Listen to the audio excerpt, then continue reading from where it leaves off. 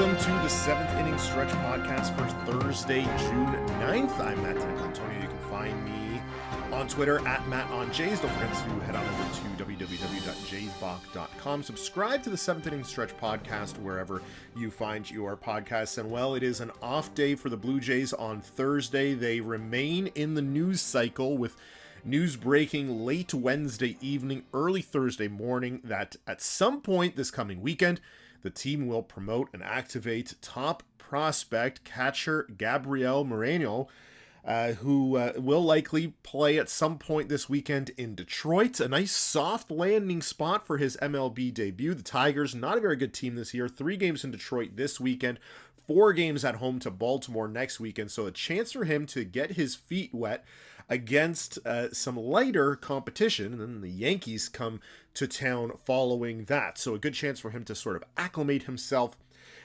over the next 7 games. All of this brought about by the injury to Danny Jansen, who will hit the IL for the 2nd time this season, and he has been very good when he has been around.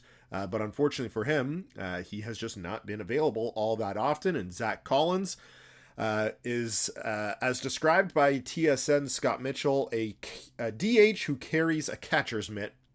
Not the best defensive catcher, not a guy you want catching all that often.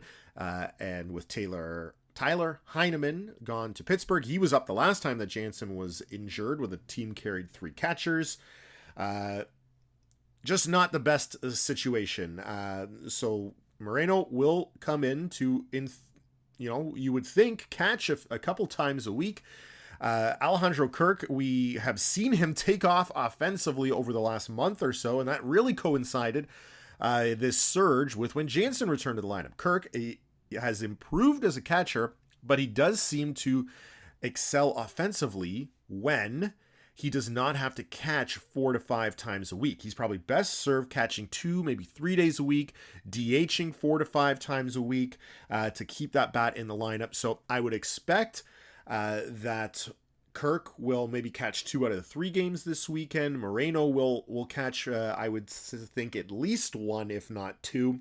Still, we don't know if the team will carry 3 catchers. They currently only have a 3-man bench, so maybe they keep Zach Collins up and demote a pitcher with the off day on Thursday here today. They head into the Detroit series, with a rested bullpen following the off day, and they've got Jose Barrios, Kevin Gausman lined up for the first 2 games, so you would like to hope that they won't need to use their bullpen all that much. So maybe this weekend, a chance where they can carry that extra bench spot, and maybe it's an extra catcher. All right, so we have heard a lot about Gabriel Moreno coming up.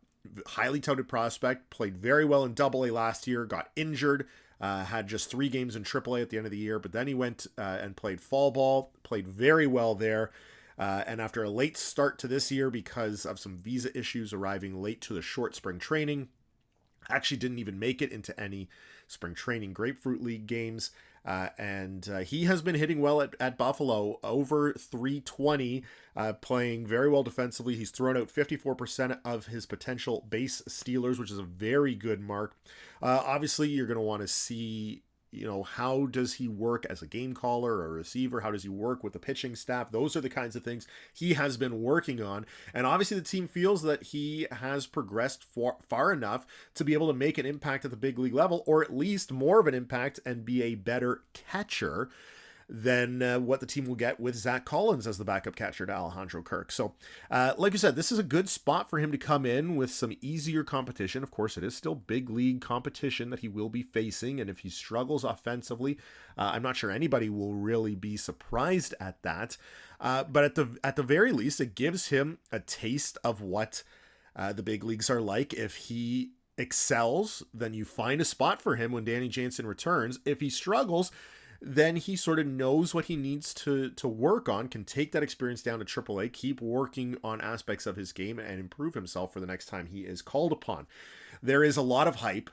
We always seem to be talking about the Blue Jays' next catcher of the future, so we have to ask ourselves, is he the next Alejandro Kirk, who has made a huge impact at a young age? Is he JP Arancibia, who also had a great start, a memorable big league debut, and then sort of fizzled as he went along? Or is he Max Pentecost, who was a highly touted perennial prospect and never got to the big league level, just kind of flamed out before he could make it? A lot of that was injury related, had some shoulder issues if I remember correctly. So yes, there is a lot of excitement, a lot of buzz, a lot of reasons to be glad that Moreno will finally be making it to the big league level, but we do have to keep our expectations slightly tempered, as we know that it is very difficult for especially young catchers to succeed at the big league level. You need look no further than their division rivals in Baltimore. Adley Rutschman, a top prospect, he has certainly struggled offensively since being promoted last month. So we will be keeping our eyes on Moreno, see how much he plays, see how well he plays, and what this means for the long-term development of both him and the organization, because if he can make an impact right away, it certainly would make one of Alejandro Kirk or Danny Jansen expendable. And a lot of the thought coming into this season was that once Moreno was ready, Kirk would be excellent trade bait to get a top-level starter or an impact left-handed outfield bat at the trade deadline. But the way things are going right now, Alejandro Kirk might be an all-star this year, and you would be absolutely foolish to be trading him this season. So then you re-look at things. Maybe you push a Kirk trade into the offseason, or maybe it's Danny Jansen who gets traded. Now, he has a tremendously positive impact on the pitching staff, so I would hesitate to think that either of those two catchers will be traded this year, even if Moreno comes up and has an immediate positive impact in all facets of the game. I think they'll just find a way to make it work where you can get all of those guys some at-bats and some playing time throughout the remainder of the season, and then you look at a trade in the offseason. Because again, this is a team that wants to win the World Series this year, and you don't make that kind of subtraction from your roster in the middle of the season when you have those types of aspirations, because the worst case scenario would be you trade Danny Jansen, and then in August Alejandro Kirk is injured, and now you're left with Moreno and Zach Collins, and now there's a big hole on your roster. Catcher has been undoubtedly one of the strengths and surpluses on this roster, and it would be kind of foolish to take that strength and really make it a potential weakness as you get later into the season when that type of depth is important. So I don't think we are going to be seeing a catcher traded this year, but of course a lot of that will depend on how Moreno plays in the coming days. From the catching position, we move to the pitcher's mound because questions are starting to come up with this pitching staff. Most of that has been injury related, and the depth has been decent this year, but it is very close to being tested even further. Hyun-Jin Ryu will miss, according to some baseball insiders, significant time with another left forearm or elbow injury. He is going to see Dr. Neil Trash in Los Angeles, who is sort of a renowned Tommy John expert, so that's not necessarily good news as he goes to seek an opinion from Dr. Neil. There is, I believe, at this point, a very real possibility that Hyun-Jin Ryu is done for the season. Now, Ross Stripling has stepped in admirably in his spot as a fourth or fifth starter behind Barrios, Gausman, Alek Manoah. But with that said, there's still Yusei Kikuchi, who has been inconsistent, and Stripling is serviceable, if not spectacular. So now we have to start seriously considering whether the Blue Jays need to make a trade for a starting pitcher as well. The shopping list already included another bat and some bullpen help. Does it now include a starting pitcher as well? We'll certainly have to see what Ross Stripling can do during this extended audition, and a lot of eyes now turning to Nate Pearson. He made his second rehab appearance with Buffalo on Wednesday. He went 2 scoreless innings, walking 1, striking out 3. He's now completed just 2 games at AAA, but 4 total innings, only given up 1 run in that time.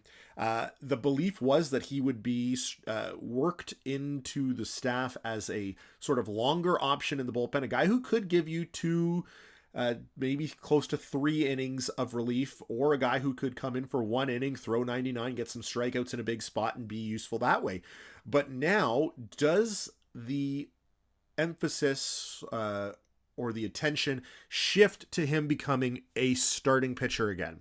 With, again, Stripling filling in, Kikuchi being inconsistent, they're one more injury away from having a really big hole in that starting rotation.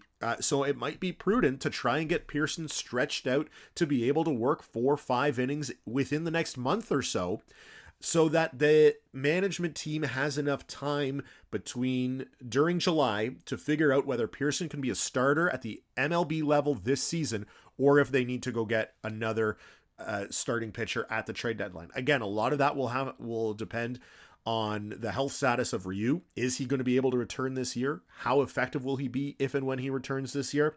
But the depth has taken a serious hit with Ryu being injured and Kikuchi being a little bit more inconsistent, even after showing some flashes of improvement with some reworked mechanics and pitch usage and all that.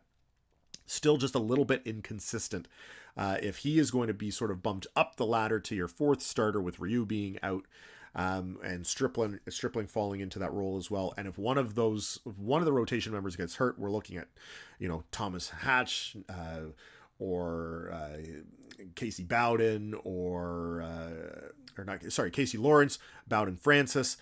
Not exactly inspiring names, again, for a team that wants to win the World Series this year. So they may need to go out and get a starting pitcher at the trade deadline. So what does the shopping list look like in July? The trade deadline this year bumped into early August just because of days of the week. I believe it's August 2nd this year is the trade deadline. You have to imagine they will be looking to acquire at least one at least one relief pitcher, and perhaps maybe even a lefty, because with Tim Meza having been out for the last couple of weeks, it has really, again, tested that depth and really kind of shown that another reliable left-handed option is needed. Ryan Baracki was not the answer, and he was traded to Seattle after being designated for assignment. Andrew Vasquez, not the answer either. Matt Gage had a really nice debut in a blowout on Monday night in Kansas City. He is not your high leverage lefty either. The good news is some of their righties actually pitch really well against left-handed batters. Adam Simber has fantastic numbers against lefties this year. Trevor Richards is certainly capable of getting some lefties out thanks to his really good changeup. But just a guy like Meza who throws hard from the left side and can generate some swing and miss is probably needed. And I would say maybe another high strikeout reliever who you can add to the back of that bullpen, in addition to Romano, Garcia, Phelps, Simber, and Richards, as I mentioned. Just really make that bullpen as deep as possible. That's what we see championship teams do every year at the trade deadline. It doesn't necessarily have to be a big splash, but just a solid reliever who's capable of going out there and getting some solid outs when the game is on the line. You might have thought that could have been Nate Pearson, but again, we might be seeing him need to be a starter for the remainder of the year, or maybe he has a bit of an audition as a starter, they acquire a starter, and then they move him into sort of that leverage relief role. So, I'm thinking 3 pitchers might be necessary to be acquired into the organization, but one of those 3 spots could just go to Pearson, who we have not seen yet this year, and then you're acquiring, you decide where does Pearson go, and then once you know what Pearson is going to be, it will change the focus of whether it's a starter and reliever you need to acquire or 2 relievers you need to acquire. I also still think that a left-handed bat should be a priority as well, but it'll be interesting to see if they focus their resources on the pitching side and try to just keep it going with this lineup that we have seen. A left-handed bat and preferably an outfielder would be a really nice fit on this team. You look at Andrew Benintendi, who we just saw in Kansas City, although he's fighting a calf injury right now or has just returned from one and certainly did not look 100% while running. A guy like Ian Happ, a switch hitter who's having a nice bounce back season for the Chicago Cubs, has another year of control, whereas Benintendi is a pending free agent. Or maybe swing a little bit higher. A guy like Brian Reynolds, who was an all-star last year for the Pittsburgh Pirates. He agreed to a long-term extension this offseason. I believe he's under control for 3 more years, or this year and 2 more years.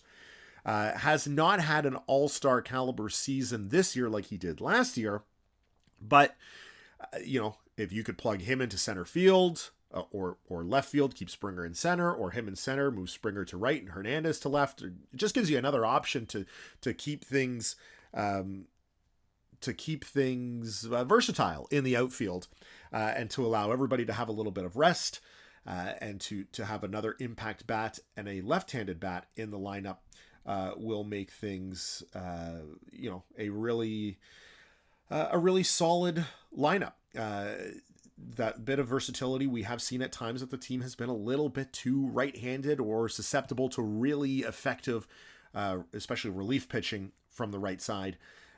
So having a little bit of balance in the lineup, a guy who you can plug in to the higher end of the order. They have lefties like Tapia and Biggio and Zimmer, but those are always guys that are going into the bottom of the order. So you'd like a guy who you can plug in maybe in the 2 spot, maybe in the 5 spot, and kind of break up those big 5 righties at the top of the order. Would be a beneficial situation. So Ian Happ, Andrew Benintendi, Brian Reynolds, some names to monitor. I'm sure there are some other names out there that we are not thinking of that might be a fit. Of course, another lefty bat that might be considered doesn't have the positional versatility of somebody else, but Joey Votto, who has actually hit quite well since returning from the injured list, and the Reds don't look quite nearly as miserable as they did at the beginning of the season, but still not going to be making the playoffs.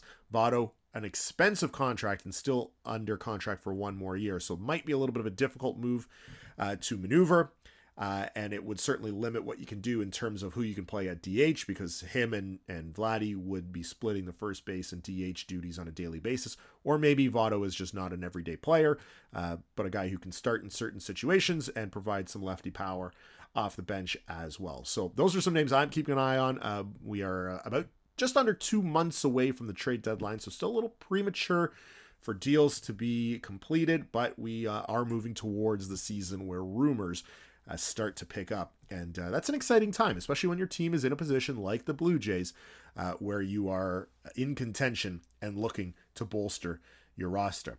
All right, what is ahead for the Blue Jays? I mentioned the 3-game series with the Tigers that begins on Friday.